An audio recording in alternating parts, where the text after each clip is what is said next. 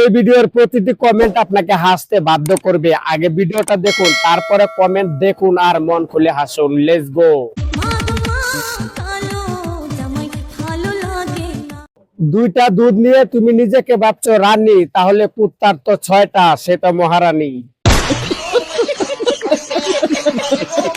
পৃথিবীতে সবচেয়ে সুখী মানুষ হলো সেই ব্যক্তি যার কোনো লজ্জা শরম নাই। সুটিয়ে লাল করে দেবো, নোংরামি বার করে দেবো। জামাইয়ের তো মনে হয় বালিশ লাগে না। শিশু খাদ্যের উপর এভাবে চাপ দিয়েন না।